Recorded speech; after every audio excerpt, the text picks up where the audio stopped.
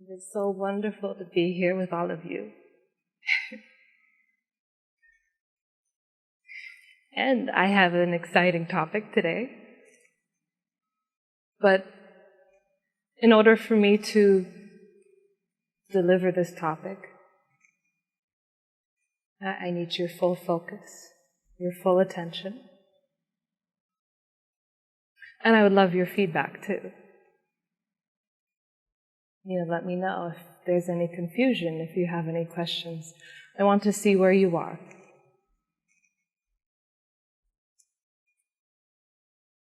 But this message isn't something that's conveyed to you, conveyed to your brain, to your mind, to the intellect.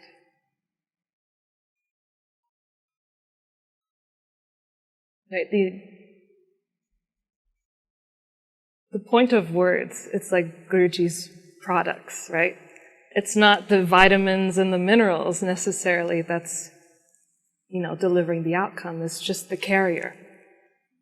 Right? It doesn't matter what I say, what Guruji says, what any of us say. It's just the carrier. Right? Truth is conveyed, it's not spoken. Truth is something that you understand, that you integrate into your being through actually experiencing truth.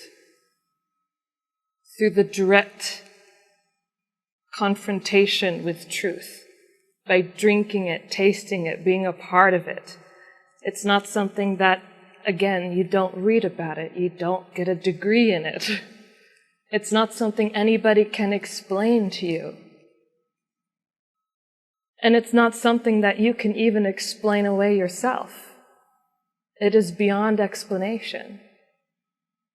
Because explanations are old ideas, and truth is always new. That's why sometimes you'll have teachers who sound like they contradict themselves, or they might speak in parables, because there's no real way to talk about truth. But somehow, if they can confuse you enough, if they can get past your BS, your belief systems, right? Your thought process, right? The subconscious and the conscious mind. Get to the very heart of the matter, so to speak. Then it's delivered to you. Right? The words are just the carrier, and that's it. But you have to understand how difficult it is to explain truth. Even if the words are just a carrier, right? If it's even put into words in the first place, it's such a limitation on what truth really is. Because what are words? Words are a construction made by humanity, right? And each one of us has a different idea of what a certain word means based upon our own experiences and our own relationships with that word. So I might be conveying one message to you, and based upon whatever's going on in your conscious and your subconscious, unconsciously, right? You're not getting the right message, the correct message, the true essence. Because it's going through a filtration system. Right? It's being cut up and chopped and segmented into different parts of your mind according to whatever filing system you have in place. It's segmenting, this is what this means because this is my relationship with that term. Right? I know what God is because this is my experience with God. Right? I haven't had anything beyond this experience, so I can't understand what's beyond that experience. But I can relate it to this. This is my reference point. So I require that reference point in order to intellectually understand what's being spoken to me. And like I said, it is not an intellectual phenomenon when truth is understood, when it's conveyed, it's not through the intelligence of the mind. Right? You can have the most educated person in the world and the least educated person in the world. Right? Gopal is a great example of truth.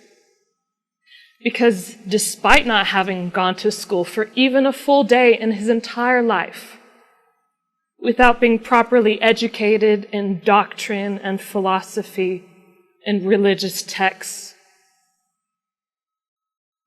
through his direct confrontation with truth, he can understand and convey that message in his own terms. But it's something that he can share with others. But you can have someone who supposedly has the greatest understanding of the teachers, all the greatest saints, all the greatest enlightened beings in the whole entire world, and they'll have no idea. But they can talk a lot, and they can impress you with their words. They can quote a lot of things. But to give you that taste, they have nothing.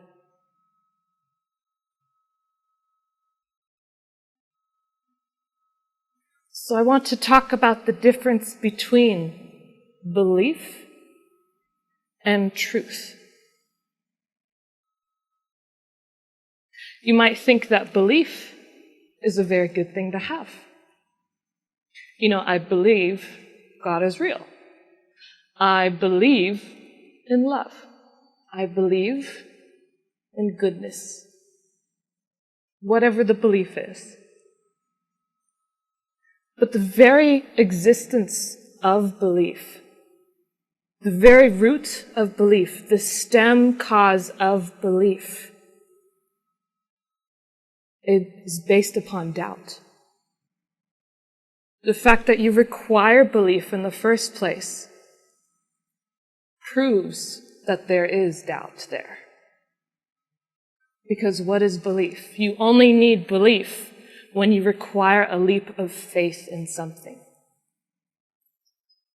When you don't have the experience of that thing, you need some sort of belief to tell you that something is real. Belief and faith are different. You can have faith in something, but that's knowing beyond doubt that it's true, because you've tasted it. You know. That's faith. Right? Belief, for example, Galileo.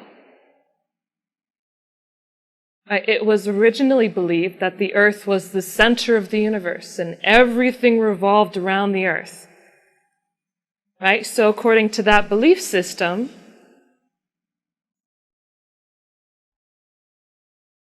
it should require that everything, that we are the center of the universe.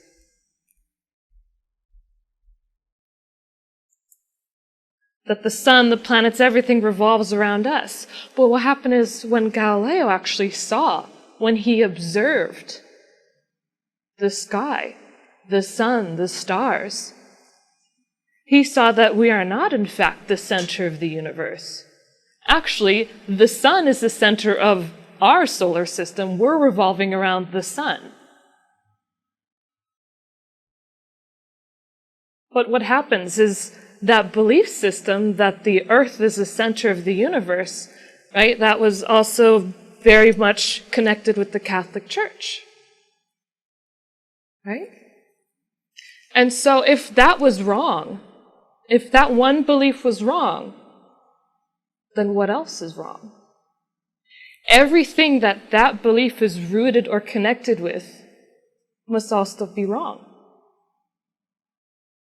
The very foundation, the requirement for the earth to be the center of the universe, for us to be so important, has to be wrong.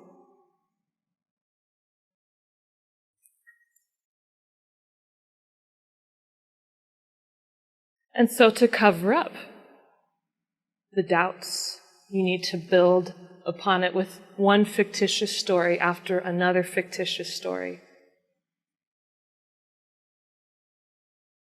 in order to support that belief. But what happens is when Galileo saw that the sun was the center of our solar system, that we in fact revolved around it as well as all the other planets, that wasn't a belief. That wasn't a new idea that we created because we weren't sure of something. That was truth. That's an experience of truth. To bear witness to it. You don't need belief that it's the center when you can see that it's the center. You don't need belief that the sun exists if you see it every day. It's not like, I believe in the sun, therefore it's there. No. The sun is going to be there whether you believe in it or not. That's truth. And to understand that, you need to actually partake in it.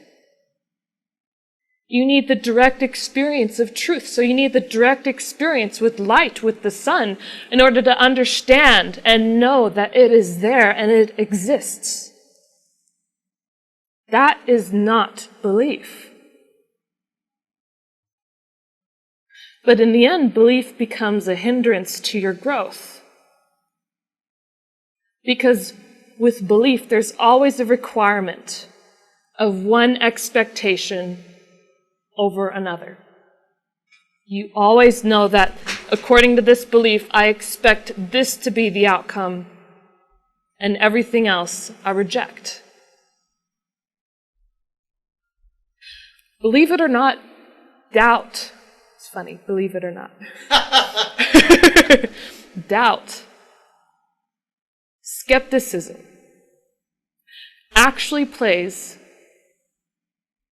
at least at the beginning, a very fundamental and important role in your spiritual growth. Because what happens when you doubt? What happens when you question things? It opens the door for other possibilities. If I question the reality of this thing, this idea, this belief, if I question its existence, whether it's real, it opens the avenue for something else that belief would originally reject. That belief does not encompass. If you have a particular belief, you have a particular set of ideas about life, a very specific way that life is to be lived. According to this belief, this is how this is supposed to go. But when you question the belief, your scope, your vision, your awareness increases. It sharpens the mind. Because then you start thinking, well then, what's real? I thought this was real. I was so sure that this was real, but now I'm having doubts that this is real. And it could be the best belief in the world. Like I said, you can have the most amazing, beautiful ideas about life, about what the purpose, what your meaning is. But even then, that's a limitation. Even that, even the most exalted, most beautiful thoughts, most beautiful state of mind in the world is a limitation. So to question a belief, especially one that's been so deep-rooted in your consciousness for so long, which I know many of you have, it opens your eyes to what's out there. Because truth isn't thought. It's not perceived.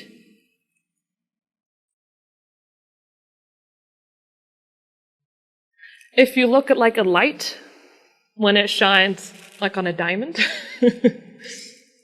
right? What happens is when the light passes through the diamond, it refracts.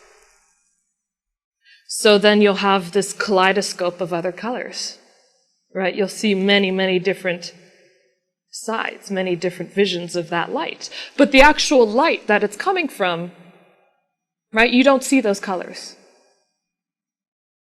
It's clear, right? You know it exists because it's bright, but that's it. The actual light itself, when it enters into the diamond and exits on the other side, when the light is bent, right? It's like the wavelengths just start separating and then you see all these colors. Does that mean that, because you see red, blue doesn't exist? No. Or does that make one color more correct than the other? No.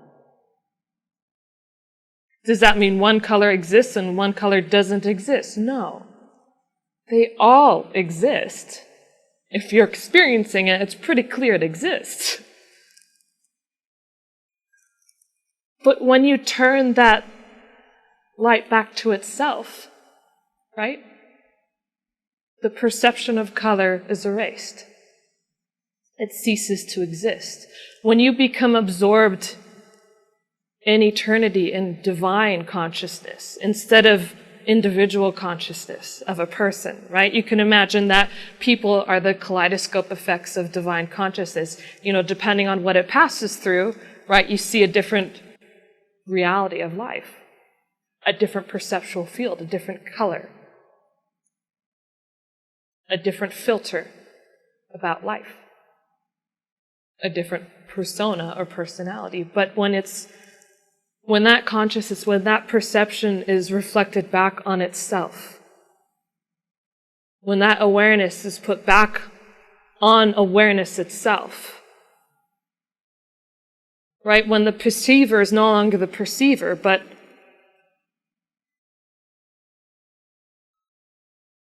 the one that does the perceiving.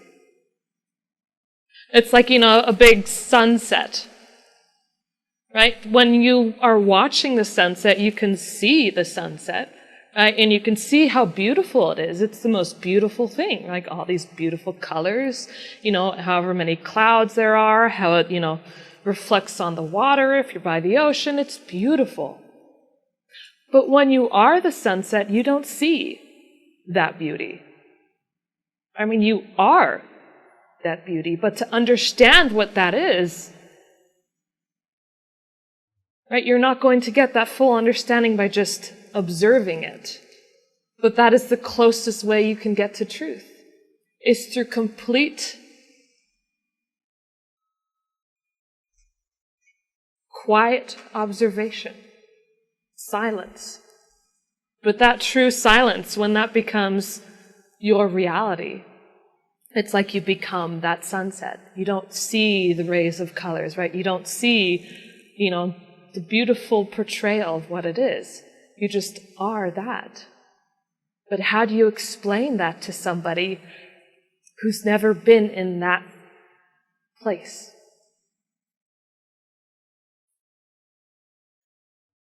The reason why you have a spiritual teacher, an enlightened teacher, is because they can, through their own experiences with truth, right? You get a glimpse. You can watch it and observe it. You can taste it, right? They can give you direct experience with truth. But to fully understand truth, the only thing you can really do is just be as close to it as possible.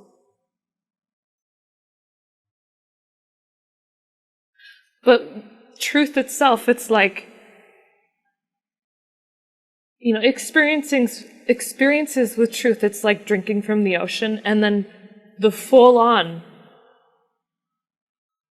being of truth is dissolving into the ocean. It's like in order to experience truth, you have to go into the ocean, but when you enter into the ocean, you dissolve completely into it. But what happens? There's no you left to experience truth. Because it's a requirement for you to become a part of that ocean that you have to dissolve into it.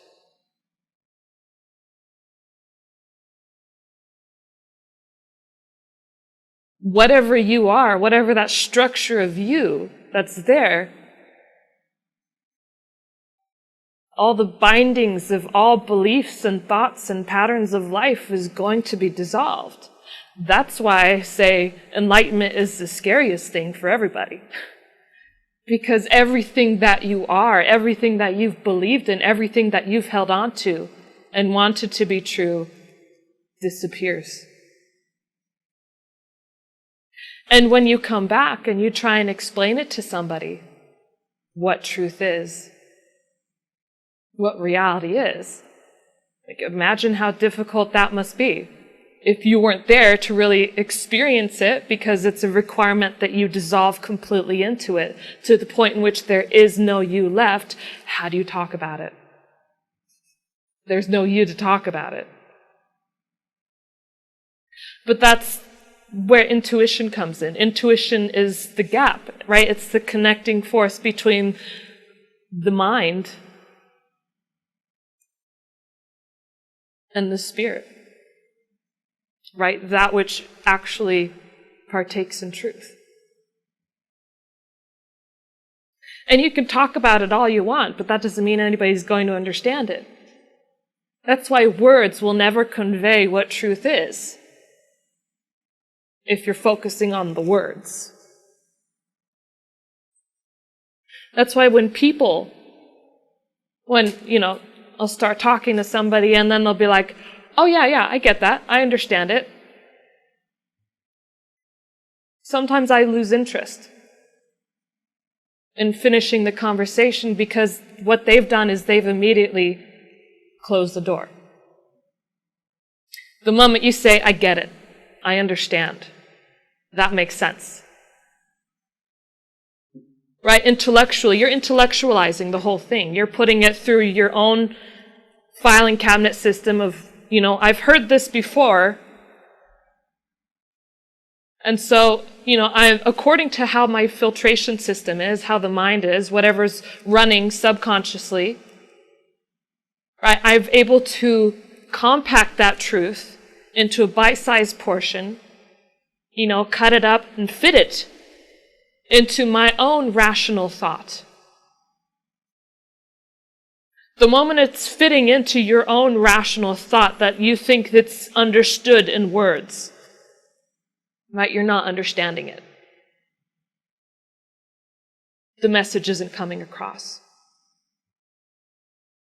I could say the same words and someone could repeat the same thing back to me, but it's lost in translation somewhere. It never arrived to the end point.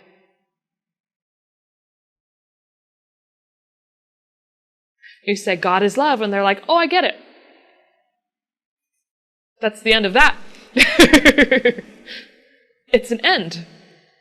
It's an end to the conversation. It's an end to the query. It's an end to the search.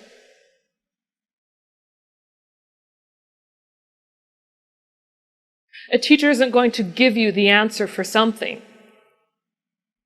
They're going to, hopefully, confuse your mind to the point in which you're so confused you don't know what to think anymore.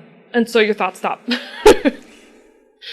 So then, when they actually deliver truth, it just passes over the intellect altogether. It's like, Guruji says all the time, be like a child. Right? When you're here, it's not about, a child's not going to be like, oh yeah, that makes sense, according to this book I read once before. I understand that philosophy. No, they're just going to sit there and go like, it's curiosity, it's wonder. It's the wondrous part of the mind. Your being, your totality. It's the awe, the constant awe, the ceaseless wonder. Even when you reach enlightenment, that doesn't stop. The moment that stops, growth stops. You need to be in that state of endless and ceaseless wonder, of I both understand and I don't. Intuitively, I feel that that is truth, but I don't get it. I don't know how to word it. I don't know how to talk about it. I know it, but at the same time, it's new every time. It's always unfolding into something different, something unexpected, but it's still truth. It's unchanging. It has existed and it will always exist.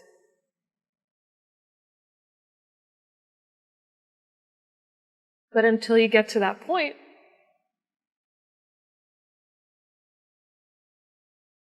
right, how do you know? How do you know you've had an encounter with truth?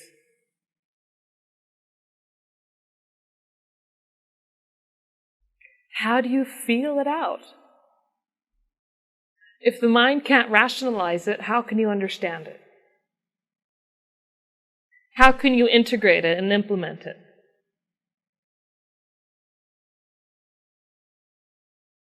But again, that's also the rationale of the mind, to try and do it. The mind will always ask, how do I do that? But direct experience with truth is, I don't need to know how, I am doing that.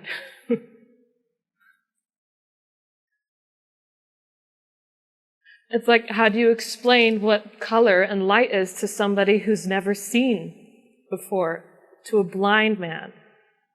How do you talk about light and color? How would you describe red? It's the color of an apple. They've never seen an apple. What are the colors in a rainbow? They've never seen those colors. How would you describe it? Say, ooh, blue is like a cool color. What does that even mean? When you look at it, you feel cold? I don't understand.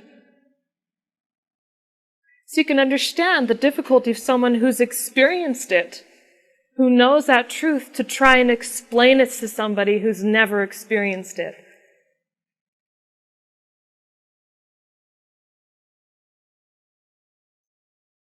The only way to show that person what truth is to give them the vision, the sight, to immerse themselves in that truth. I kind of want to do a little continuation of what we were talking about this morning, and I think it sinks in a lot with what Guruji is talking about, with your belief system, your BS, detoxification and absorption.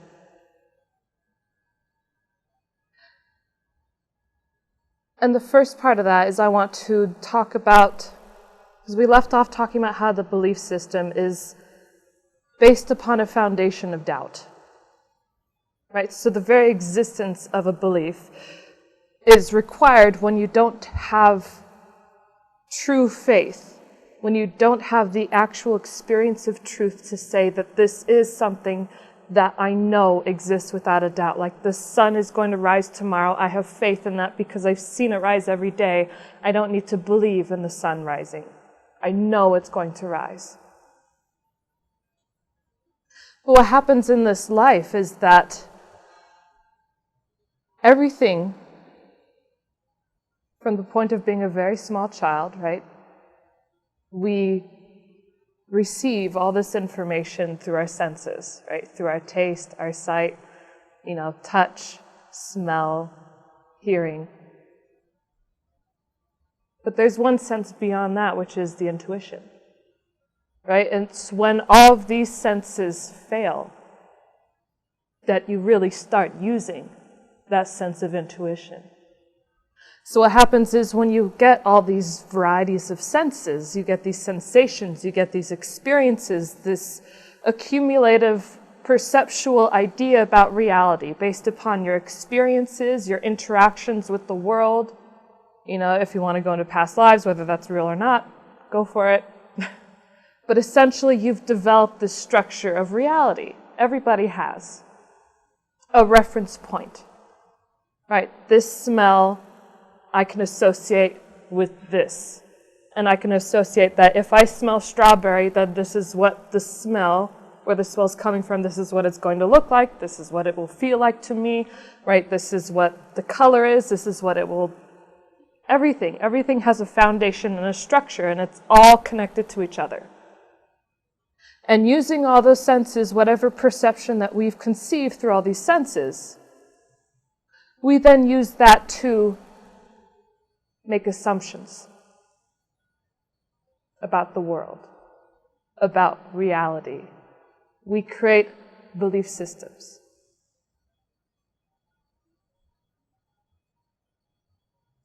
Right? Guruji is like, the Buddha told these people God existed and these people God didn't exist.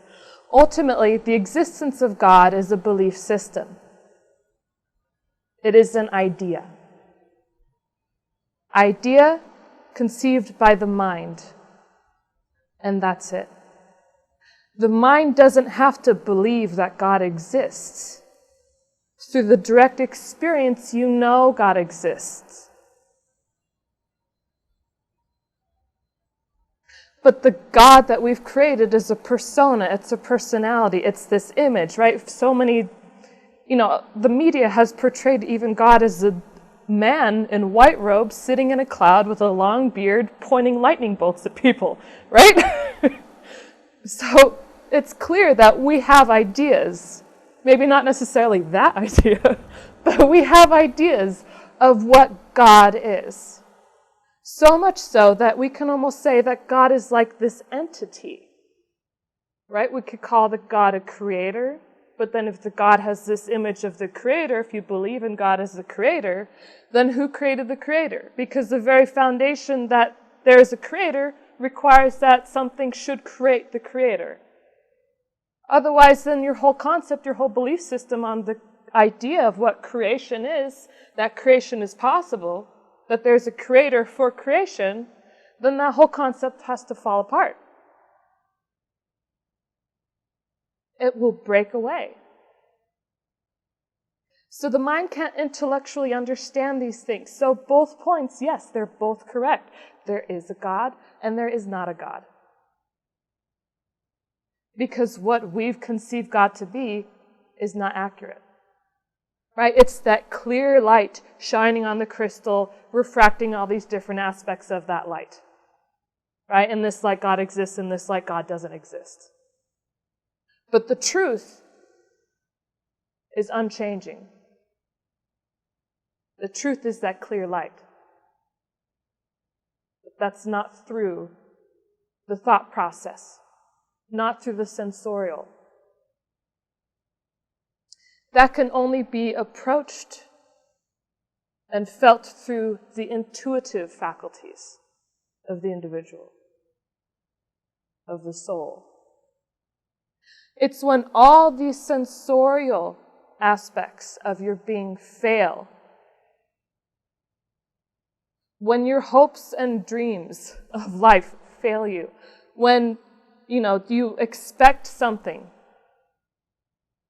and that expectation doesn't come to fruition. When all these desires that you've accumulated, and one desire only transforms into another desire. But when it's focused in the sensorial world, what's going to happen is it's going to fall away, right? You think that, life and pleasure and everything is about, maybe it's about family, maybe it's about money, maybe it's about success, having a big house.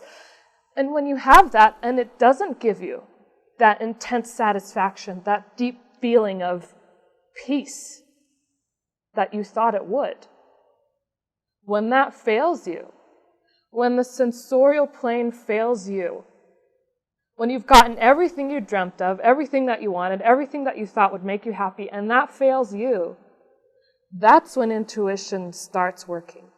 That's when you start pushing the boundaries of your belief systems, when you start pushing the boundaries of your own thoughts, your own structures of the world, and you start feeling out truth.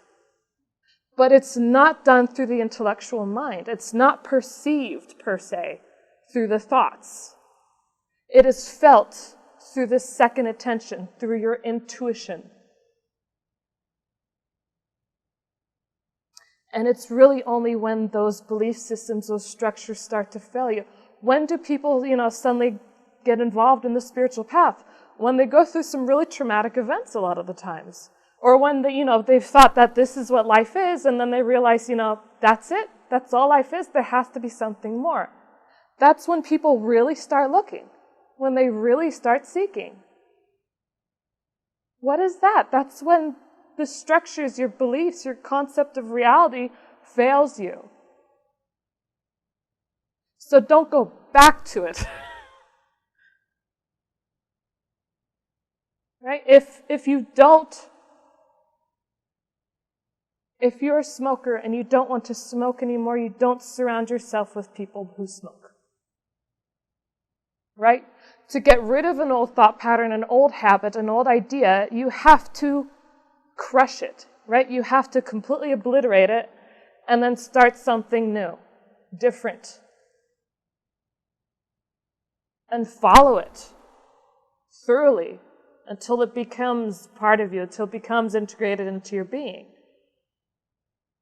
It's kind of like, if you're building this house, right, you have a structure set in place, like this is my reality, this is my home, this is where I live, this is how things are, right? You start laying the cement, and when it starts drying, right, that's kind of like, you have these beliefs, these thoughts, like, this behavior and how you're interacting and approaching life. And then the thing that seals the deal is the conviction in your mind that this is true. It's that final deal, right? Is when, over a period of time, when you lay brick after brick, when you lay wall after wall, when you seal it with cement and let it dry, it's a conviction of the mind that says, this is truth. And it's not. So what happens, you need to apply some sort of force. You can't just use that same structure to build a new structure. You have to obliterate it. You can use the same materials to help rebuild a new form of reality, but you have to destroy the old structure. You have to destroy. It's kind of like when you have a rubber band, right? When you start pulling on it, right, there's going to be resistance because it's everything you thought was to be, and there's nothing more than that, right? That's the rubber band. That's the scope, right? And you pull on it, and you pull on it, and eventually, through persistence, determination, willpower, and knowing through the intuitive faculties, you know that there's something more. You pull it long enough that it loses its resistance. But what happens is now it's stretched out of proportion, and it can't return back to its original shape. So it's completely stretched out. It's not going to be like you ever have a hairband, and you twist your hair up so many times in it that eventually it loses the elasticity. It becomes outstretched. It can stretch even beyond that, but it's not going to return back to that limited shape that it was. Your new idea of reality has expanded. Your world has expanded. And it's never going to reduce back again to that small reality of what it once was. That's impossible now. It's like a child, the child has like a small toy and everything, and you give it something that it might like better. Or you give an adult, $10 and they say, actually, do you want $100? Once they have a taste of $100, they don't want the $10 anymore. It has no value. Do you want $10 or $100? And once they understand the value of money, they know that $100 is way better than $10. Give me that. Right? When your world has expanded, it's like what Guruji's saying with the child. Like, you give them the toy of the car, but when they get older and there's the real car, then they realize that, wow, that's so much better than this toy. That's actually going to take me somewhere, and I actually have to pick this up and take this somewhere.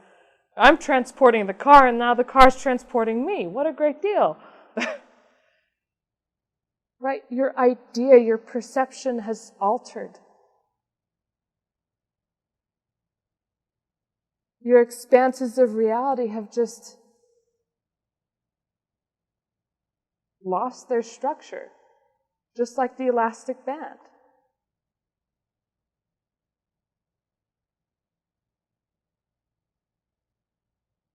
There's nothing to go back to. There's no reference point now. Right? Remember we're talking about reference points? How you refer to something in particular so that you can assess all the other things around you. Or you can understand the concept of God based upon this reference, based upon this spiritual text, based upon what you heard about from this person, based upon your experience, with a different church, with a different religion, with a different teacher. with a different way that you've been living your life, right? You have a specific reference point. And what happens is in the presence of enlightenment, right, you're stretched beyond the limits. You're not going to get answers. The only way you get answers is when you are in that stillness. When you are in that silence. When your thoughts conflict each other so much that there's no reference point left. Right? This is what I was talking about with the Zen parables. Right? Religions have attempted to do this. Has attempted to conflict the mind, to conflict its reference points, its old structures, its old ideas. And Zen parables are like a perfect example. They're saying, like, if a tree falls in the woods and no one's around to hear it, does it make a sound? You don't know the answer to that. The point isn't to find the answer. But many people try because that's what the mind naturally wants to do. The mind wants to figure things out. The mind wants to put a structure and a definition on it and explain it away, and it loses all of its magic. Because then when it goes through the filtration of the mind, right, the truth isn't there anymore. It's been lost in translation. It's been chopped up and diced up and segmented and measured and sautéed.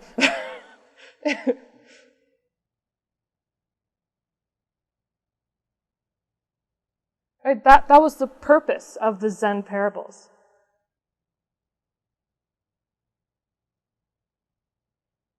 Is to confuse yourself. To confuse the mind to the point in which it has no answer. And it has no question. When you're at that point when you have no desire, no more questions.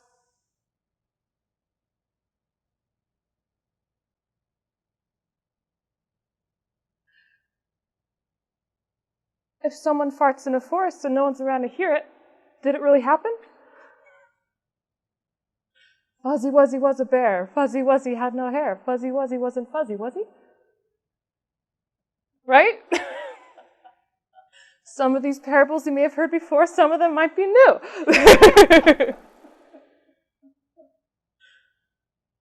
You can't go back to where you once were now.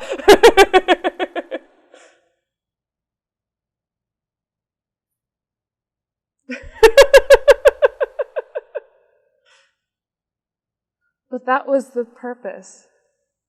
Was that, if the tree falls down in the forest, what is sound? Right? The mind will go down this rabbit hole trying to figure out, well, okay, I have to figure out exactly what the definition of sound is. Is sound, then a vibration, or a sound only occur when it reaches the human ear? Right? The mind's going to explain it away in the best way that it knows how, to the point in which it loses its appeal. And what happens is, it's not the purpose to have an answer. That's why it seems like the enlightened always speak in parables, always speak in riddles, always answer you with another question. It's because, the whole concept that truth is conveyed, it's not spoken in words, right? So the way that you feel truth, when the sensorial faculties, they fail you, right? You have to find a new way to have purpose. You need to seek out what more is out there, and that's when you develop your intuition. And part of that process is when you have doubts, is when you have questions, because then you open up the scope for other possibilities. So when you have a doubt about a certain belief system, then you're opening the avenue that, maybe there's something that contradicts the belief system that it didn't consider before, but now it's a new avenue possibility because I have doubt. Faith happens when you develop your intuition. That's the next level. When you have faith, you know what truth is. That's not a belief system. That's the sun in the sky. But when you're going through this development, it's important that you question your own beliefs. And in many cases, you will have an enlightened master who will do that for you. Right? You will have someone like Guruji who, your previous belief was that, enlightened people don't yell. Enlightened people are always like, ooh, life is so wonderful, I'm so happy, everything's peaceful, la-di-da, nicey, goody. And then you're going to have that belief contradicted with somebody who's not goody, who's going to rip you apart, who's going to tell you when you've done something wrong and make you feel bad about it. But that's how you start questioning the old belief system. That's how you start questioning the old structure. That's how it falls apart. You need a conflicting source. It's a Zen parable, a living Zen parable.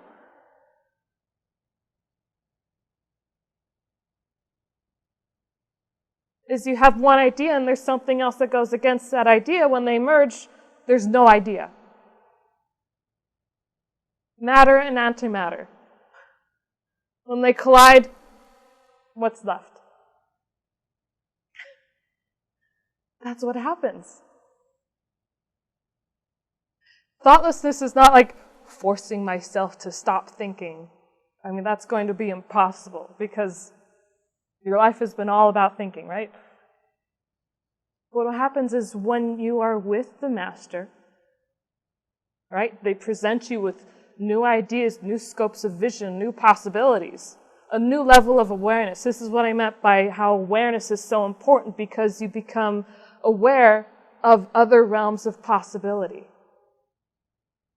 Your fate and fortune changes because your awareness increases and you're aware of what you're thinking, and you are aware of the very possibility that maybe I don't have to think that way. The very fact that you've been given the awareness that that can happen means that your fate and fortune shifts along with it. Your fate and fortune is defined by your perceptual reality, by this structure that you've lived in. It's the conviction that this is life. That's your fate and fortune, is the conviction, right? The subconscious mind that everything is filtering through, that's putting a tint, right? It's putting a weird fog towards everything you see. It's the filter that's coming through, right? It's a different refraction of reality, but it's not the exact reality.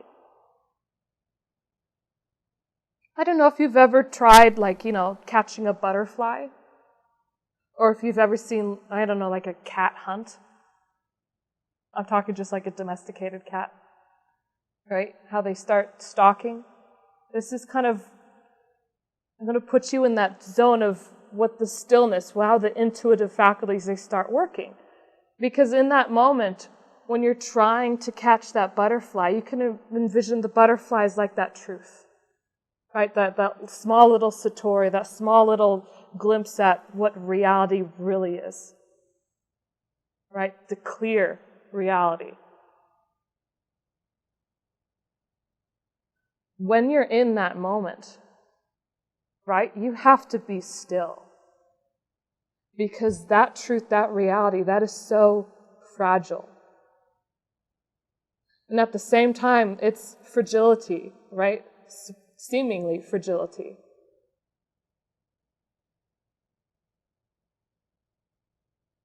Is its strength.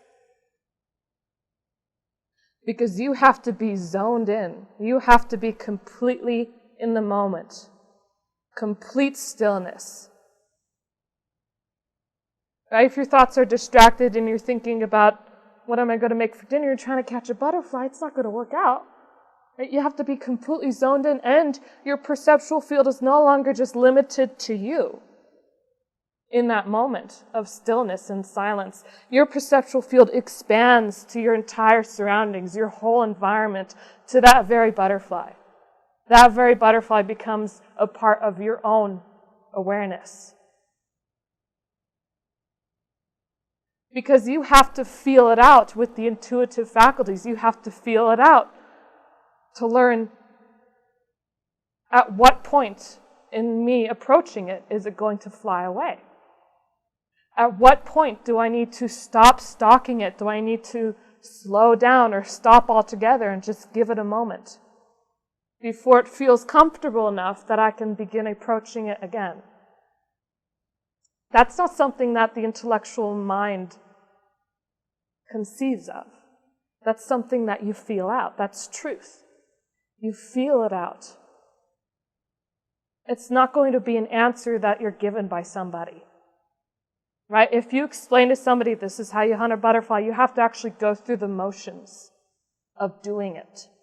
You have to have the experience, and over practice you learn that, okay, if I go too fast, it flutters away. If I approach slow enough, there's a certain ease and grace about it, that it's kind of in this comfortable space, right? There's no rush on my part. I'm at peace, it's at peace. We maintain our peace, and I just slowly pause when I need to, and then eventually you have it.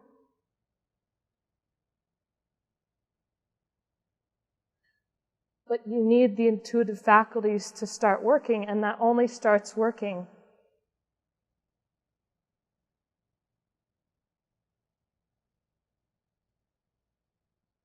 when the mind, the smaller mind, the thoughts slow down, when they stop, when they lose their power, their hold over you, when they lose their limitations, when their scope gets bigger, when the possibilities increase.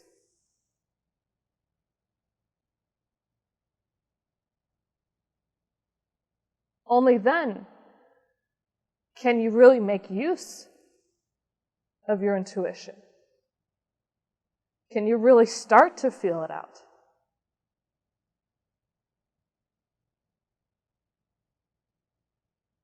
I was talking to somebody and they were going through a really rough time, and I was like, did you notice that when you're going through that rough time, you were left completely alone? Like when you were in the depths of your world crashing around you, right? When you felt like everything that you've accumulated, everything you've worked hard for, everything that you've done your best for has just completely fallen around you. And in that moment where you needed someone to talk to, there was nobody there to talk to you.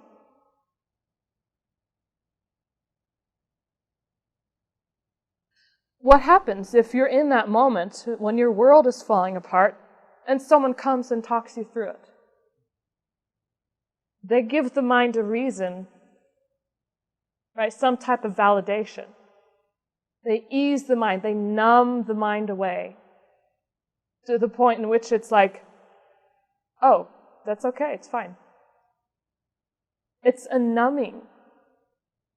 When you receive the validation from somebody else, it's like a numbing.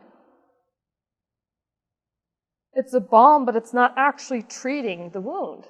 It's not treating the root cause. When you're going through that intense period of your life, aloneness is necessary. You need that aloneness. When your world is collapsing around you,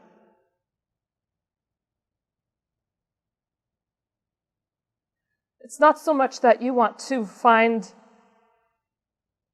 right, when someone comes along, it eases the pain. No, it's more like you're figuring things out, right? Everything, your grasp on reality has completely been obliterated, and so you're trying to figure things out and build up something new.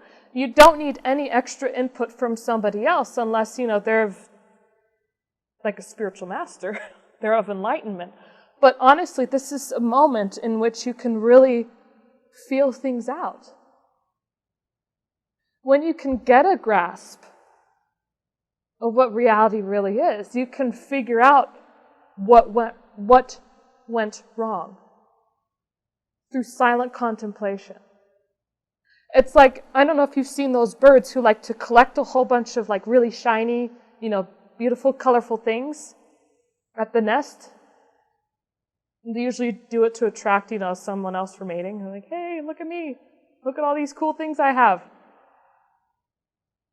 It's sort of like that's what we try to do, to accomplish happiness in our lives, is that we, accumulate all these different things, all these different ideas, these new concepts, new things that we didn't hear about before, and it satisfies the mind because the mind is always going to look for some rational thought, some way to explain away things. So if we can get a new idea and we can fit it into our old belief system, mash it down so it loses its meaning, and then it fits into our old belief system, and then it's not truth anymore, it's just our own weird concept about truth.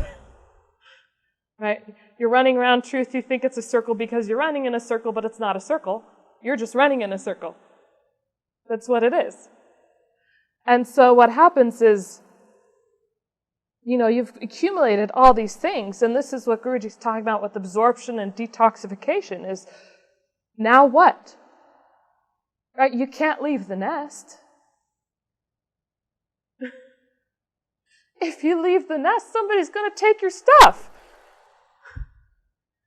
That sexy bird down the street who has all those, females around him, he's going to come steal all your stuff, and he's going to get all the babes. Like, seriously, you can't leave that stuff. I mean, you have a lot of work for. This is your whole life's work. This is, everything that you've come to know to be true, and this is how you're going to attract your happiness. This is how you're going to make life good, right? Because you've known these shiny things, these, pretty things about life in the material world. This has been your concept of what happiness, success, prosperity, and abundance is. And because you haven't had an experience beyond that, you don't know what else there is. So it's harder for you to let go of that because you haven't had an actual experience beyond it. Once you've had an experience, an elevated experience to the next level, then this loses its value. But what happens? I mean, it's not so simple to just tell someone like, that's not what life's about, right? That's just going to make you more miserable. It's just going to limit you. Just try this. This is so much better. If they haven't experienced it, they don't know it's better. How can they just let go of that? This is why when God, when nature intervenes, it is a required step that whole nest you've created become obliterated. Right? All your shiny things are taken away from you. Because they're transient in nature, they will come and go as they please. Right? You can't hold on to what doesn't belong to you. It's not yours. So when this whole nest that you've created just falls apart one day, maybe the branch breaks and your whole nest goes. You have to build something new. But what happens is you leave the nest. You take flight. You experience flight. You experience something new. You go through the next level of your journey. But you get a taste that, that wasn't truth. Maybe this is.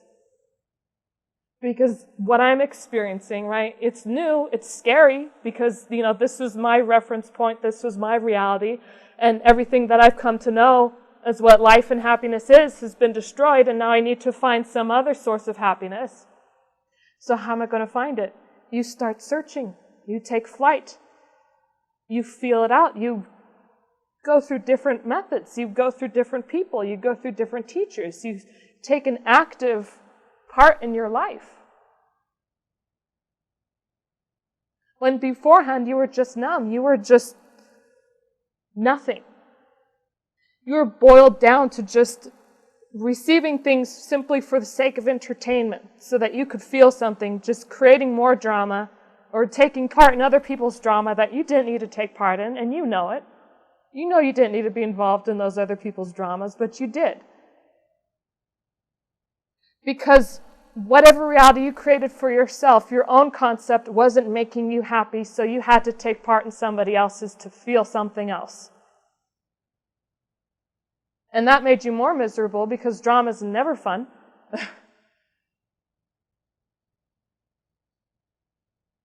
But at least you're feeling something when beforehand you were just numb. You were just dead. You're just living in a dream day after day after day after day, going through the same motions, the same people, different faces, different names, same people, same activities, same old habits. All the motions are the same. You're never going to know what else is out there unless you abandon those old habits.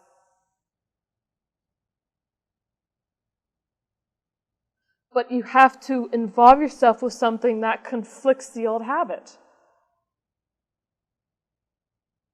so that you can see the falsity of the old belief and the old habit. When there's something that contradicts, it proves its falsity. It proves it wasn't that strong to begin with. But the ego's nothing if it doesn't have desire and habits to hold on to. If you have habits and desires, it's easier for the ego to take root into your being and take over your life. That is your ego's shield of defense. Habits and desires, attachments to the world, attachments to old ideas, old beliefs, people, things.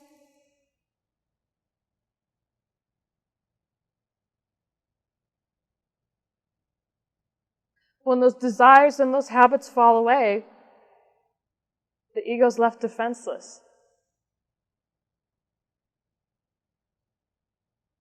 I mean, it's going to fight even harder than before. It's still not going to be easy. But that's the time in which it can be really, truly dissolved.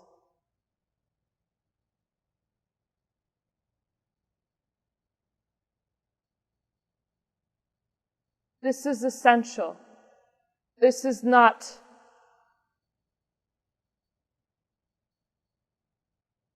an opportunity, per se.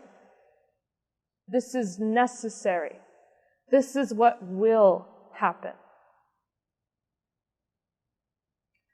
Your choice is really dependent upon how fast it will happen. Right? Do you want to struggle for 5 years or every day of your life, as Guruji says? Do you want to die every day? Or do you want to get it all over with within a period of 5 years?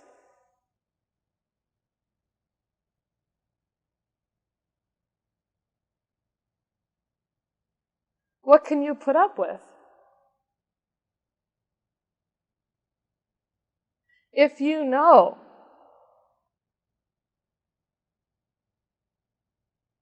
if you can feel the truth that whatever's out there, it is beyond anything you've ever dreamt of. It is beyond expectations.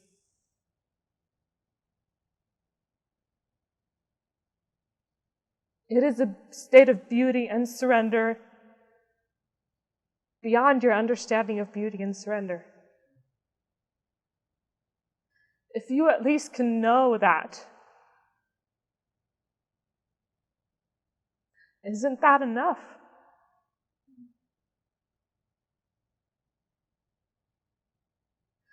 But you need the taste of it to know that it's there. That is why it's so difficult to do this without a real enlightened teacher. Because they can kind of give you a taste of the experience of what it might be like. But really, in all honesty, it's just by being around that teacher, by witnessing them.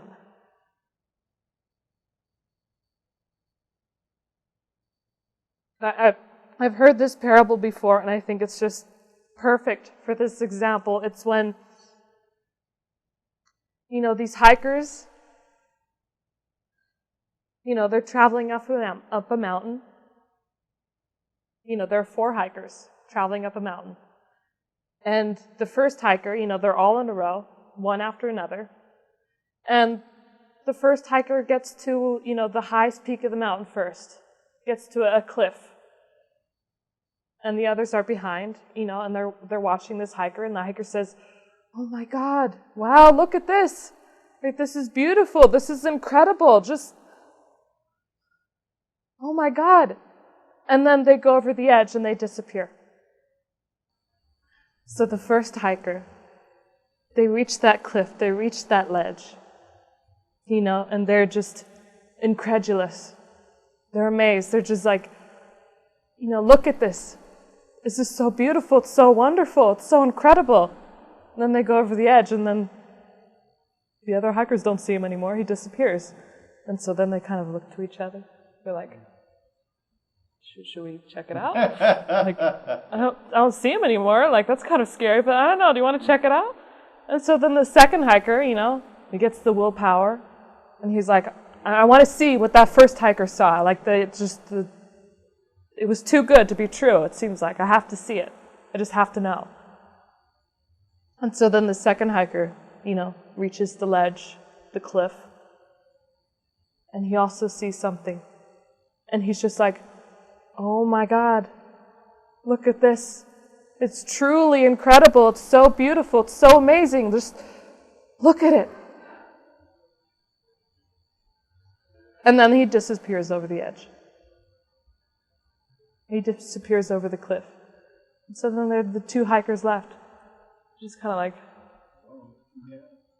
two down. But I mean, the first guy was pretty cool about it. The second guy just kind of confirmed the first guy's feelings, right? So maybe we should check it out too. What do you think? And so then the third hiker, follows after the second hiker's footsteps. He reaches the ledge. And he's incredulous. It's beautiful. Same reaction. Just, I can't believe it. I can't believe this is real. And then he disappears over the edge. And so then there's one hiker left. Right? There's nobody around him. He'd be like, should we go? Should we not go? I don't know. And there's nobody left to come back and tell them about the story, tell them what they saw. He's no reference point. He's nothing to go off of. But, he could see what they went through. He could see that through their experience that there was something out there, that there was this possibility, something truly beautiful, truly incredible there.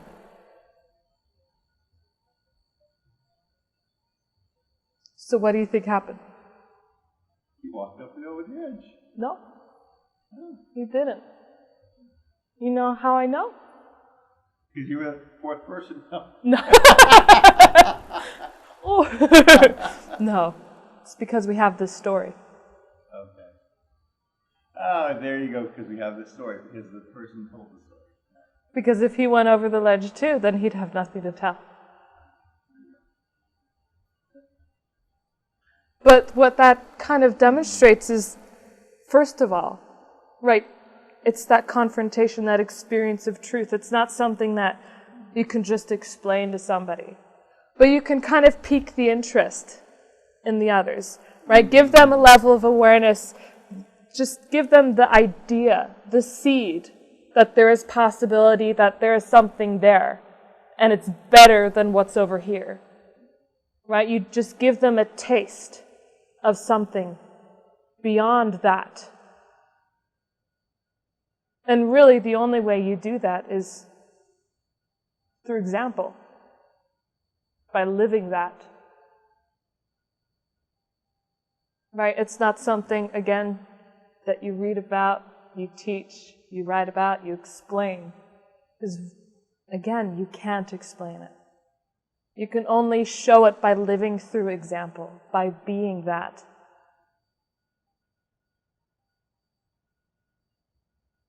And then, for the very daring and the very brave, you have those who will follow in the footsteps.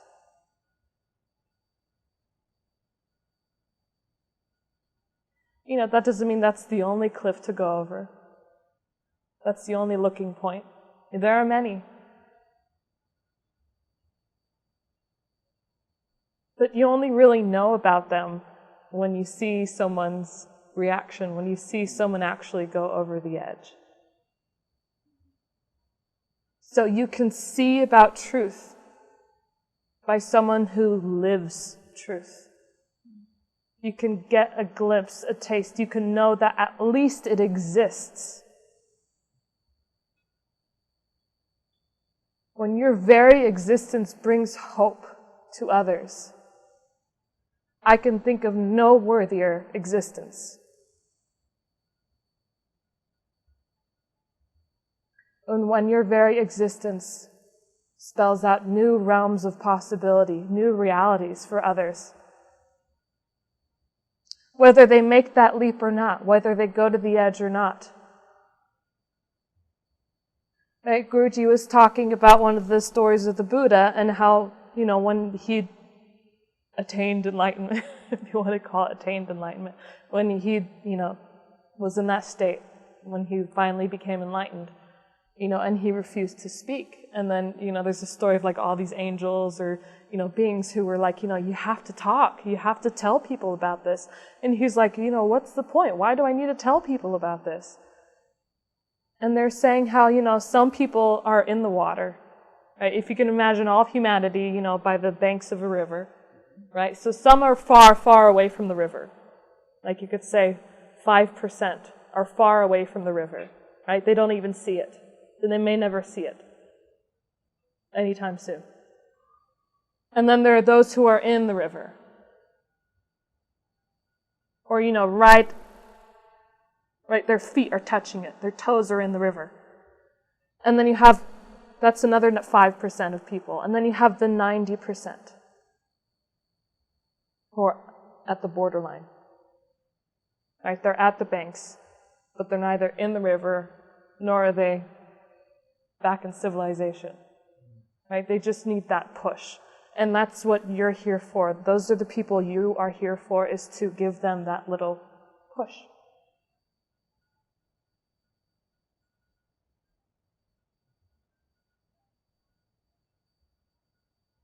There's no greater fulfillment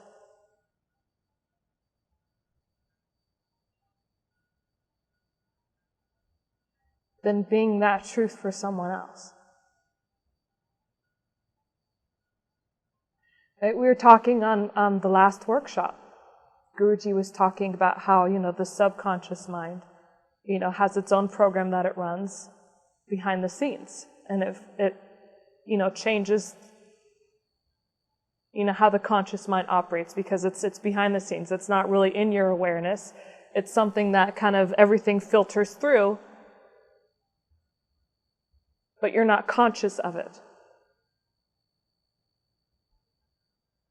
But it's become the essence of who you are in that moment. And that essence changes. Not necessarily the essence, but the depiction of that essence. And then he was talking about sacrifice. And I was saying, if you're really someone who sacrifices, right? Someone whose true nature is to sacrifice, right? That's who they really are. That is their essence. It's not a sacrifice. It's the people who feel like it's a sacrifice who don't have that quality of sacrifice. The people who feel like they're giving up something, or they're losing something, something's being taken away from them. But when that quality becomes you, when that truth becomes you, right? This is the whole, sunset thing, right? People are looking at the sunset and you can see the glory of it because you're not there. Because you're perceiving it, but you are not the sunset. You are distanced from it. You are separate. But the moment that you are that sunset or that sunrise, right, and that full glory and everything, you might not experience it or see it like others see it, but you are that glory. But it's difficult to explain because you're not in that state of perception where you can see like, that's magnificent, right? There's no sense of like, this is great or this is bad. It's just become what you are and that's it. It's simple. Everything is simple. So when you've actually reached those qualities, right? People can see it like they see the sunrise or the sunset. They can bear witness to it. They can be like, this person is compassionate. This person is love. This person is, sacrifice. This person is all of those beautiful qualities. And they can see it because that person is the living example. They are the sunset, they are the sunrise, they are the full force truth in your face. This is reality. But from that person's perspective, that's just who they are. There's nothing really significant or special about it. We perceive it as special because it just seems something far beyond us. Because it seems something so incredulous, right? So going over the mountain, we see the incredulous, the wow factor that all these other 3 hikers had ahead of us, going like, this is amazing, and then they disappear, and now you're like, should I go too? But then that's when fear grips you, in that last moment. Fear. What happened to them? If I go to the edge, will I also lose my existence? Will I fall away? What will become of me? What will happen to all my shiny things? Right? A person who embodies those things, who is truly a part of that truth, right? Their love, their compassion, their sacrifice. For them, it's just what you do. It's just fun. It brings them happiness and joy, but it doesn't feel like they're, trying to be compassionate. They're not trying to love somebody. It's not an attempt to do something. It's not they're trying to be sacrificing. Right? They know that I really want this, but I'm going to give it to them because I want to give them something. I want to have less of something. I want to contribute to their... That's not like the whole thought process, because there's not really a thought process behind it. Because the self isn't there to really process the thoughts anymore, right? It's just, no, this is who I am. I just know that that person doesn't have that, and now they do. And it's not a lack thereof, because to have that feeling of lack, you need to have that emptiness. For somebody who lives in truth, right, it's that saturation. It's that $100 versus $10. Right? Somebody who embodies sacrifice and who actually does the deed. Right? It's like, you have a bank account with billions and billions of dollars, right? You have everything you've ever needed. You're fulfilled in every way. And, there's somebody who's coming up to you and saying, can I borrow $5? And you're like, just take it. You don't need to borrow it. Just take it. Right? In fact, maybe take 100 or something. And they're like, wow, they're so full of sacrifice. Mm-hmm. And it's like, there's no sacrifice there. I have everything. Right? I'm in this ecstatic state. I have the world. I have things beyond your dreams. You want to borrow some money? Like, there's no sacrifice there. Or at least there's no feeling of sacrifice. And in fact, it becomes more fulfilling because you see the joy on that person's face when they have that. When they felt a lack and they felt some level of fulfillment, as minute as it may be. You're like, wow, but you don't feel sacrifice, right? You did nothing to sacrifice. And in a way, you really did nothing to contribute to them. Because you come to a point when you realize it's not yours. So it's like, to give them that gift, you didn't own it, right? The sense of self is gone. All there is that divine, right? That truth, that reality, which is the ocean of eternality, infinity, everything. Anything you could ever need. There's no want.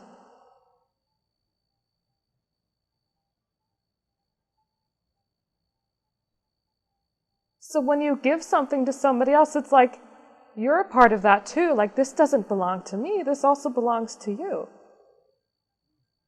right? They're also a part of that divine existence at their core, right? The personality, maybe not so much, right? That's the thing that needs to face the trials and tribulations of life so that it can go away and you can truly live in that blissful existence of God, godliness, whatever you want to call it, whether there's God or not, God or godliness.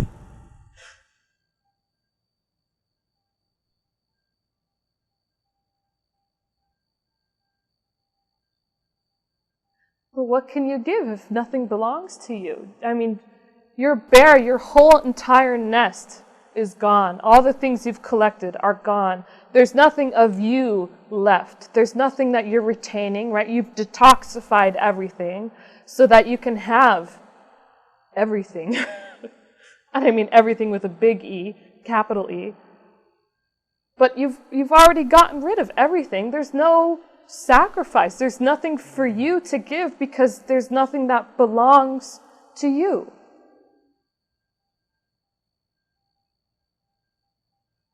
But the people who describe those characters in other people have put a name to it. And they've called it sacrifice. They've put a label on it. They've created a structure around it. They've given it a meaning, a name, a purpose, a word, syllables, letters, structures, an idea, a philosophy.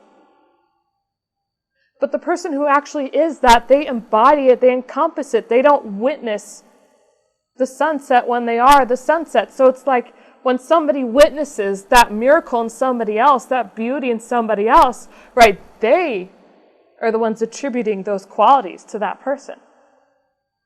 That person is qualityless. And at the same time, full of those qualities because we've given names to them. So based upon our own reference points of how that compares to us and our lives, we've called those characters and what that person does a sacrifice. Because for us, it would be. And that's how you can assess yourself. That is probably one of the easiest ways to assess yourself, is through that interaction. Like I said, everything, you're interacting with the world through your own perceptual field, right? Based upon how you react, how you respond, right? Your thoughts and emotions that arise when circumstances change, when you attract new experiences.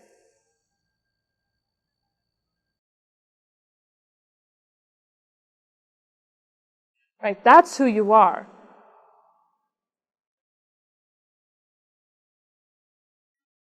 Or who you've designed yourself to be.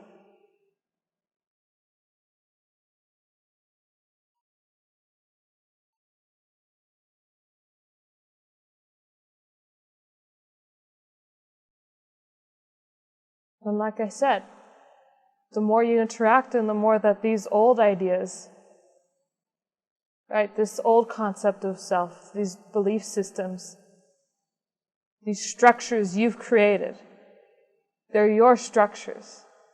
Nobody created them for you. So when they meet the bulldozer of truth, when they meet someone like Guruji, some enlightened being, whoever that may be,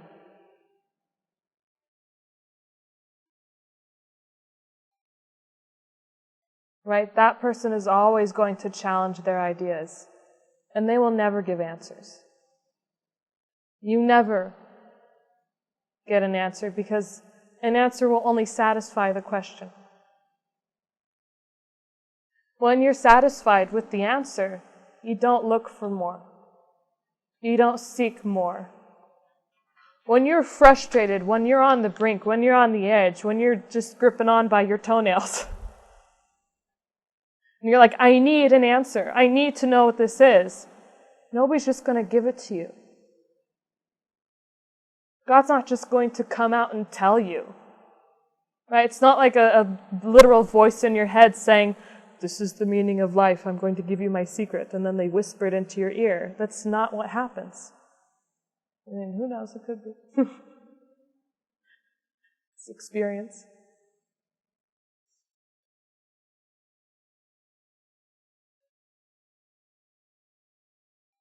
You need that collision. You need the world to fall apart. And then you'll build up a new structure with a little less of it next time.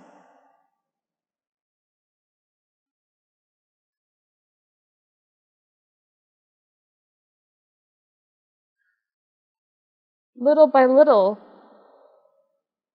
pieces have to be taken away. Chunks have to be taken away. It's a detoxification.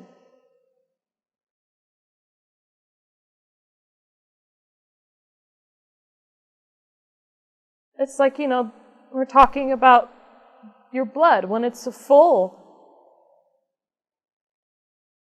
of drama, of all these nutrients. Like, it's not necessarily beneficial. Even though they are the healthiest, the best nutrients. Like, you have vitamin D, A, B, right? You have, calcium, magnesium, whatever minerals and vitamins that you need, that, the body requires to sustain itself for good health, right? But when you have it in excess, when your blood is filled with it, and there's nothing you can do with those things, right? The body has to now spend the energy, right, to expel it, to get rid of it, because it's too much. It doesn't allow room for growth and change. No matter how good the nutrients are for you, there's too much. Your body can only absorb so much.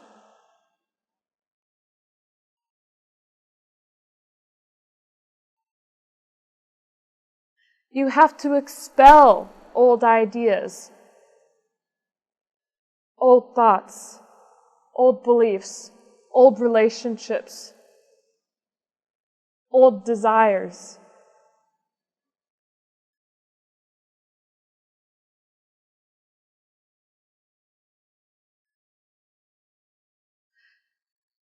And I'm sure now you can understand why Guruji's so frustrated when people respond to one of his questions with, "I believe so."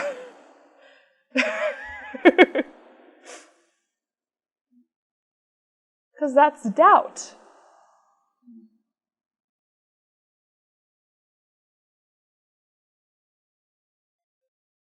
They don't have enough faith. They haven't gone through that experience with truth. Even though it's right in front of them, that person hasn't been able to let go enough of their old beliefs, their old thought patterns, all the things that they've become attached to and dependent upon, because that's how they've lived their life and they don't know anything different. To let go of that would be to let go of their whole life.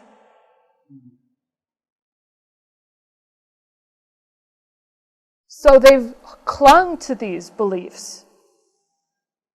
And even though they know it's not working for them, right, or it's conflicting with what he's saying, the point of the confliction is so that it will fall away, it'll break apart, whether, one belief, one idea is more true than the other. Again, that's not really the point, because the truth isn't conveyed through words. It's the experience, direct experience. And you can't experience it until something falls away, no matter how good it is, or how bad it is.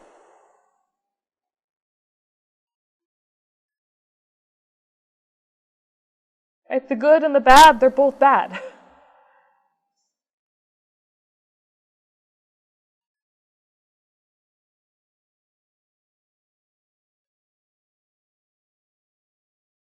Right? We are limiting ourselves. There's no real chip on his shoulder.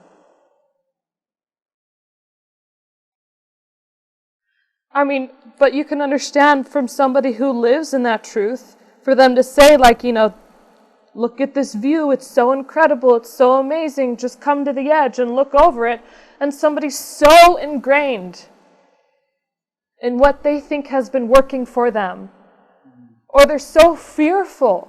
They are so afraid of abandoning that. Abandoning something old, even if it doesn't work for them. Right? They're not happy, obviously. That's why they're here. To begin with, that's the very reason they're here, because they know there's something more, or they're not happy. They don't want something to happen in their life. They're suffering in some way. They're struggling. They want some relief. They know there's more. They know there's ecstasy and bliss beyond comprehension. Because that's why you're here.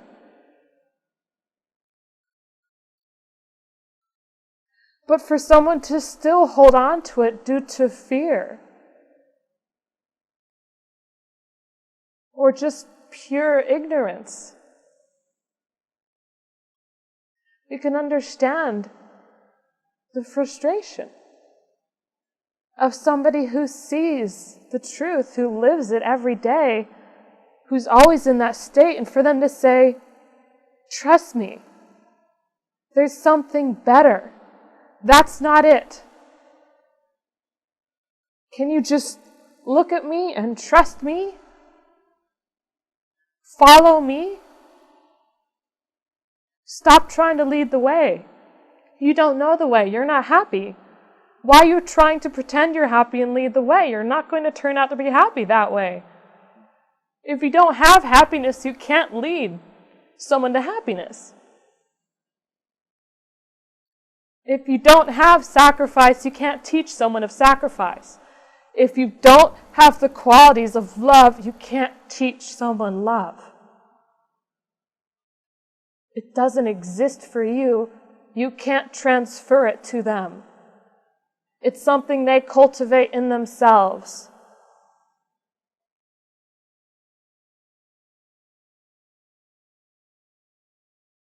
This is the hardest journey you'll take. And it's a journey you have to take alone. But by the grace of God,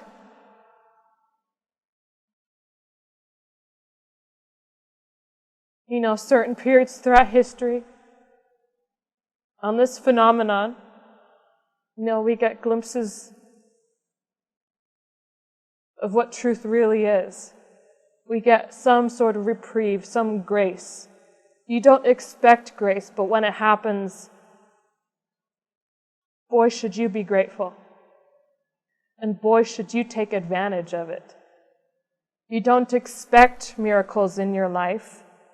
You don't expect your prayers to be answered. But if for some reason along the path they are, don't waste another moment. Don't be like, maybe next lifetime. I get to watch it now, and maybe next lifetime I'll actually get to take part and do something. Right? Why wait? Why hold on to things if you know you're not happy, if you know you're confused, if you know you're struggling? Right? What's the harm in letting go of an old idea? What is the harm? If you're already miserable, if you're already unhappy, what's the harm? What's the worst thing that could happen?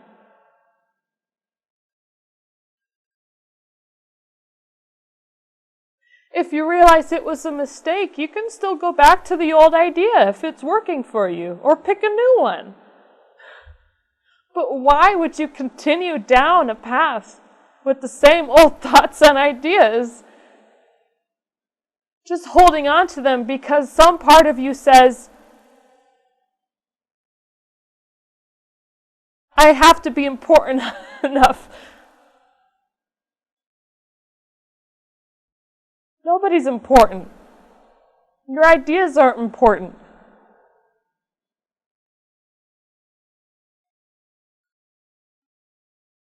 Right? That catching the butterfly, you need that calmness, that stillness. You need to be in that zone.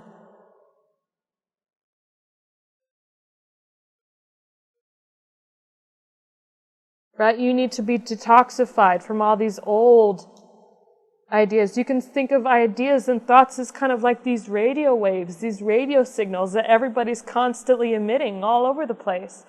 Right? If you have a still mind, right, you're not projecting anything. You don't have any radio waves signaling out.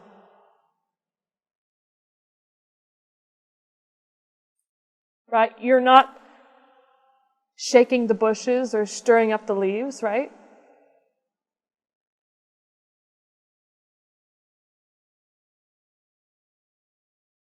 You need that complete stillness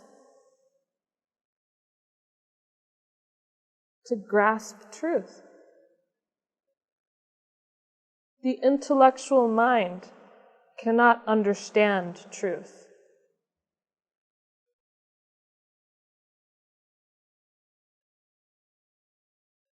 It's not something that can be intellectualized.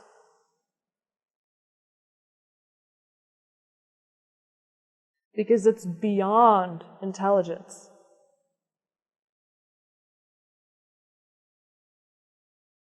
But if you lived your whole life thinking intelligence is the most important quality about you, this is coming up for a reason.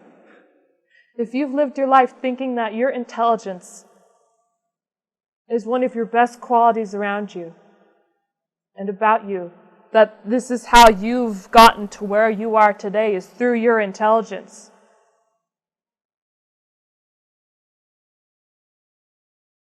what happens over time? All of these things are transient. Beauty is transient. If you think you've gotten through your life because of your beauty, that's going to fade. Old age happens. It happens to everybody. So does intelligence. Intelligence fades when you get older. You start forgetting things. You don't remember things. Right? Your mind's not as sharp as it used to be. Right? All of these things that you feel like have led you to where you are, and I'm assuring you that they haven't. But if you've attributed so much importance to these things that you don't want to let go of your old beliefs and ideas because you're like, but this is me. I am intelligent and I am beautiful. Like, this is how I've gotten to where I am. This is how I met my husband. Or, this is how I've gotten my job. This is how I've gained my security and my hold on life.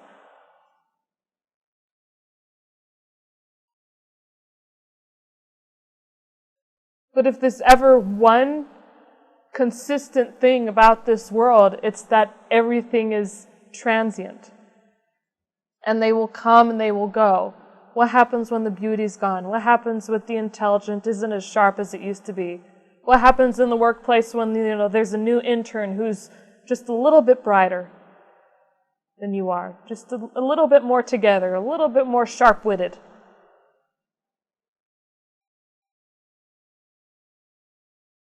You sure enough are going to lose your importance real quick.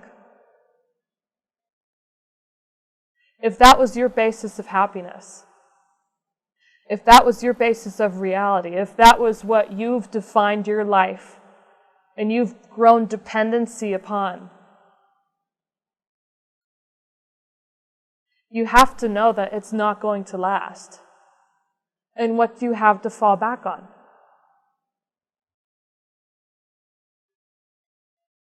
I'm not talking about fall back on another job or fall back on another, purpose, another meaning in your life. I mean, fall back on what will be your new source of happiness.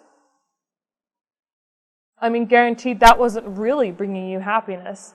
But if that goes away and that was what you derived, excitement and life from, what do you have to fall back on now when that's gone?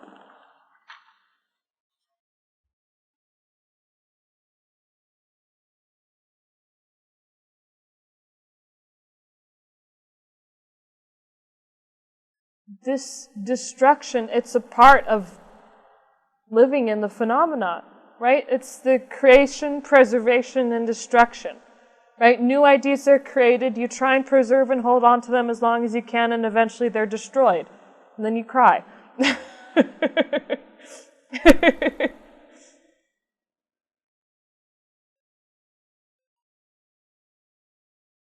And the point of that process isn't to make you suffer. The point of that process is to say that you were so fixated in one state of mind that you didn't realize that there were so many other states of mind that you could exist in. Right? Enlightenment is everybody's, natural evolution towards enlightenment. It's a natural process, right? The only thing that matters is how fast do you want it to happen?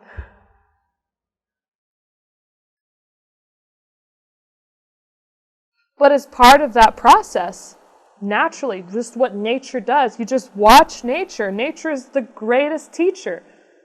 Right? You see the creation, preservation, and destruction in nature. That's happening in your life as well.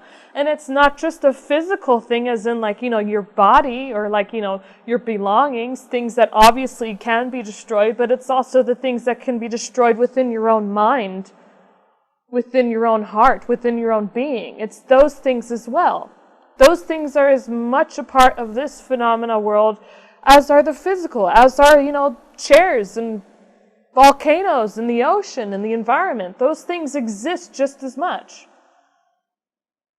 Go ahead and tell me that they don't. You're living through them, you experience them, you interact with them every day. Tell me they don't exist. Tell me you don't get emotional when someone yells at you.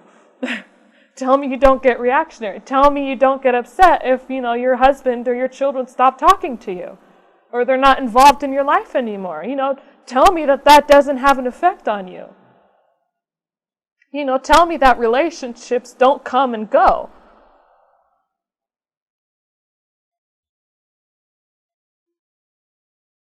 Why does this happen, right? If you're in this world, right, and the point is just to experience the world, then why do things fall down? And why do you have to get back up again? Why do you have to rebuild? Why does this destruction happen? It is for your evolution. It is for your highest good, for your highest purpose. It is to increase your awareness. It is to develop your perception. It is to bring you to new heights that you never felt before.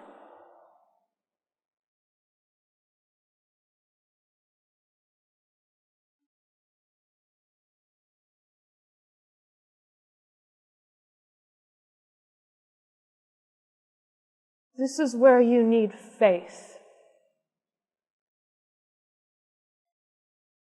No. Right? That's where faith is developed, is through the intuition. Right? Because we know beliefs are rooted in doubt. Right? With one belief, it's a requirement that other things can't be true. You have a belief, so this is true, and as part of the requirement for that belief to be true, other things cannot be true.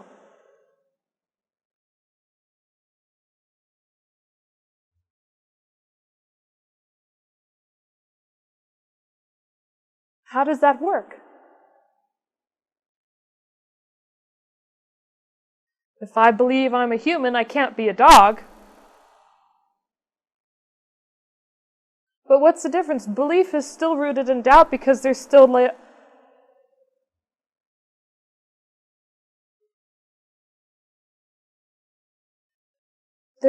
this essence of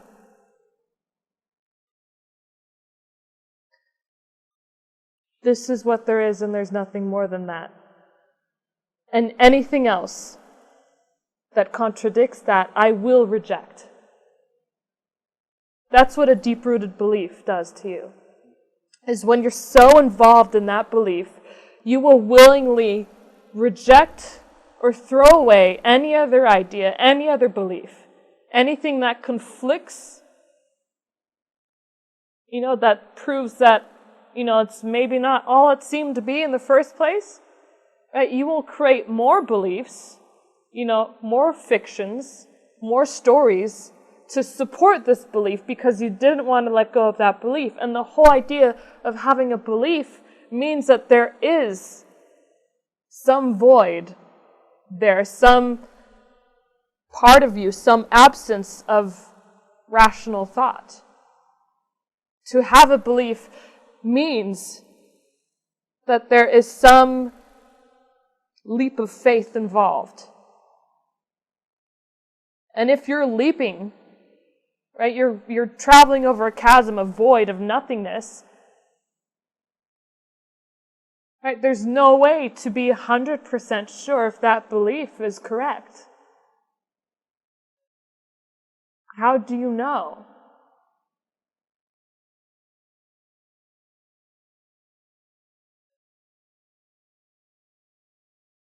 But faith is when you've truly experienced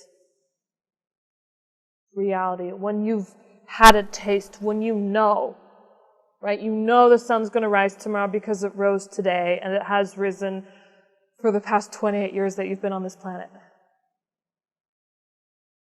Right? With that leaves no room for doubt.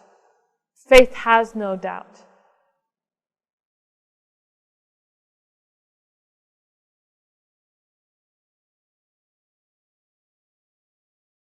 But the moment you put up a belief, you stop the learning process.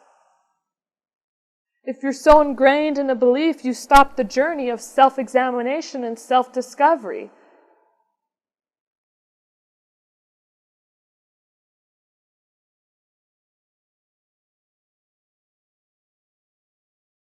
Right? If you have a belief that, this isn't a chair, it's a table. Right? That's my belief. That doesn't make it true. It doesn't make this chair a table. But if I believe it's a table, but then someone shows me a table, I have to make up a story for what that is. Because I want so much in my being, because I've become so dependent upon this story in my life. I've become so in need of this being a table. And if it's not a table, then that means a lot of other things that I've perceived must not be true either.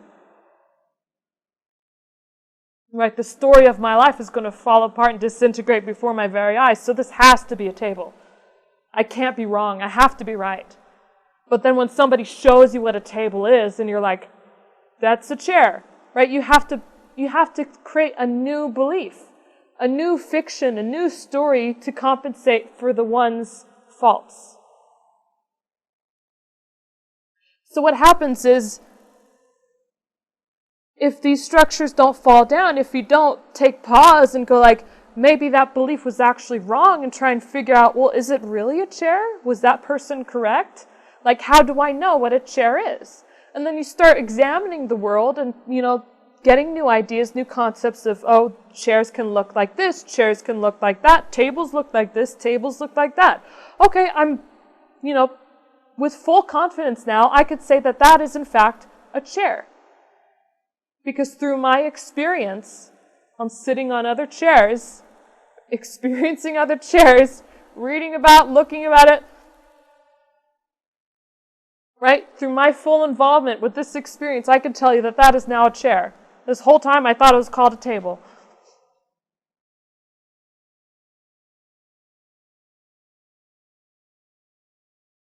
But the moment that you reject a contrary belief, because you are so insistent, because this is how you were raised, and maybe in your mental definition that is a table, but everybody else has come to call that a chair. And if you want to come to an understanding, if you want to come to a clearer idea of what the rest of the world is about and what people are talking about when they say I sat in a chair, you have to understand what a chair is. Once you understand what a chair is, you can understand all sorts of chairs. It's like once you've gained the ability to problem solve, once you've gained the ability to prioritize, once you've gained the ability to become organized, right, you can use that new quality that's become a part of you in different aspects of your life, right? You don't need to, relearn organization for your closet and then relearn organization for your fridge, right? As long as you understand, you've become integrated into the concept of what organization is, how it works, right? You've really learned it. You've experienced it. You've gone through the motions. You understand it, right? This is now your quality. This belongs to you, right? It's become who you are. You are an organized person. You don't need to relearn that quality to have organization in different areas of your life. It is something that you retain with you always. That's what truth is. It's something you retain.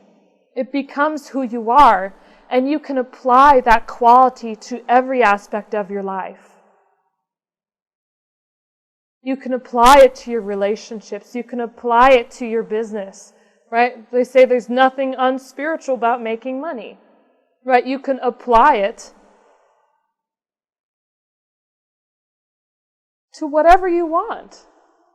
It's you. It's a part of you.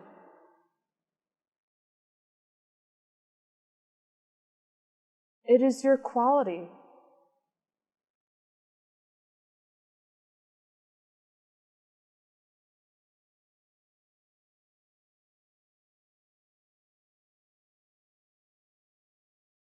Truth is called truth because it's real. It is the one sure thing that you can know and believe, more than believe, have faith in, that will always be there.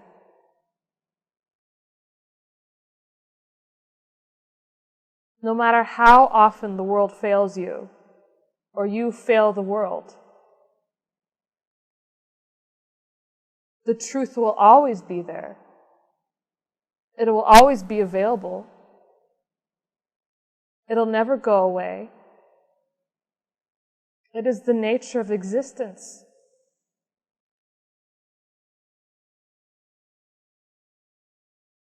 God isn't truth. Truth is God. Love is God.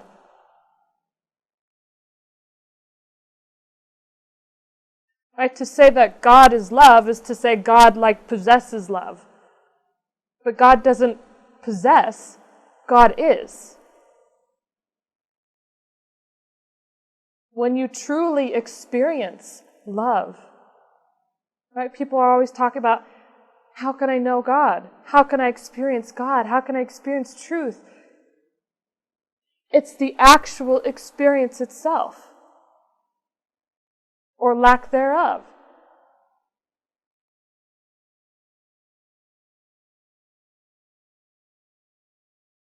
To know love, you know God. To know truth, you know God. To know beauty, you know God.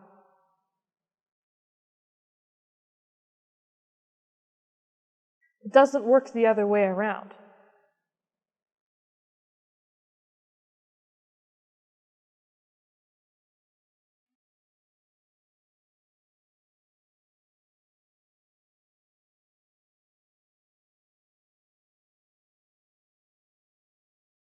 This is the most incredible,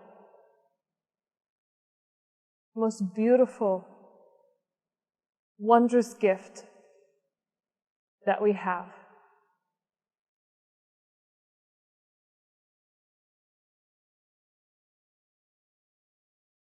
Is our ability to detoxify, to cleanse, to expel, and to build something new.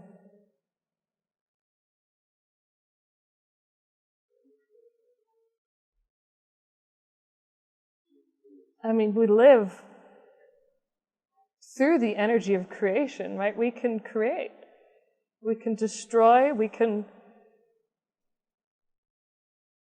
live in love, happiness, and beauty all the time.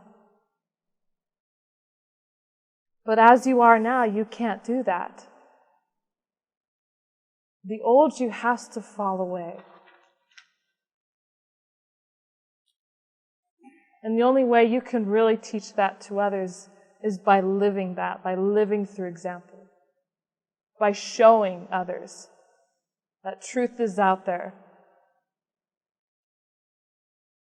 And it's better than anything you're holding on to right now. Way, way better.